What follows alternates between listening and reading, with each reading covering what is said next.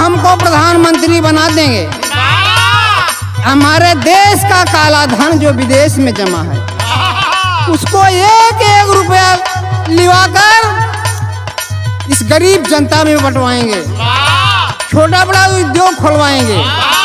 यह हमारा पहला काम होगा।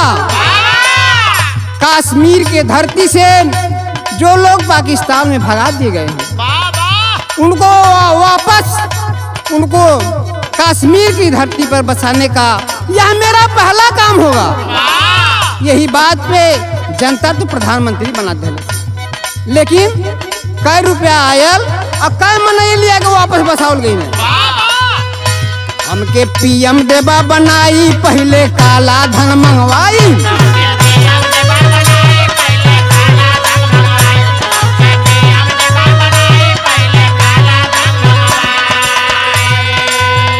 हमके पीएम देबा बनाई पहले काला धन मंगवाई, भगावल कश्मीर में बसाई घर जनावाना।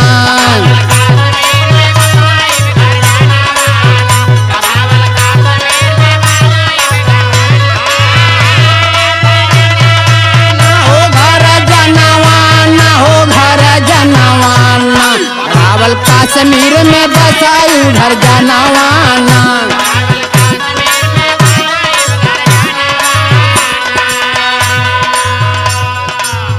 तो हम तो गंगा जल छनवाई होई बूंद बूंद सफाई,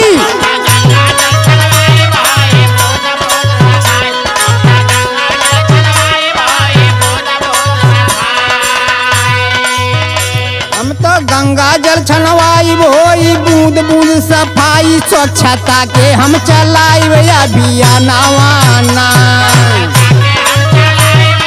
क्या बात है?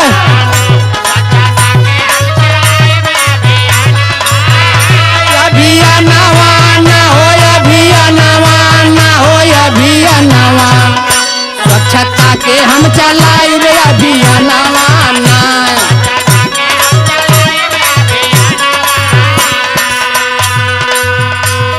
और का कहना खाता जनधन के खोलवाई लाइन बैंक में लगवाई,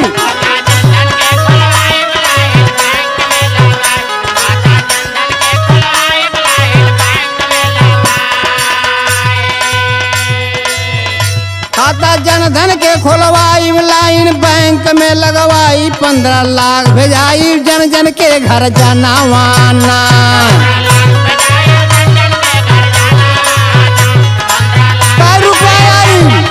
खाली लाइन में खाता खोलल गए।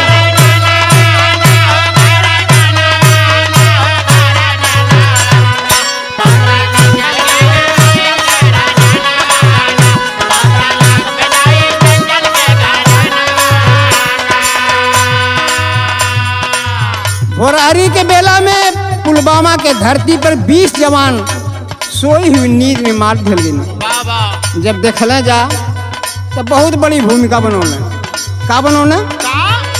देख के पुलवामा का खून देह में चढ़ल बड़ा जनून,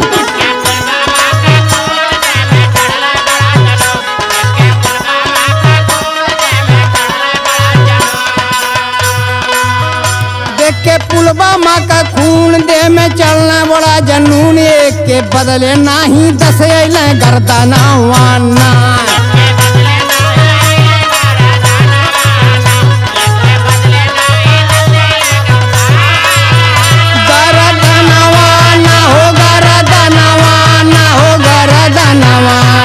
एक के बदले नाही 10 अइले गर्दनवाना।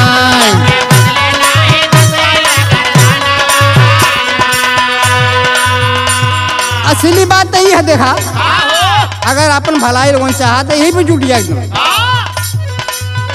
कहते गुलाब चंद समझाई ले बस समझवा दे अपनाई, कहते गुलाब चंद समझाई ले बात समझवा दे अपलाई, तेल महंगा है साइकिल बिन चली ना कमावाना।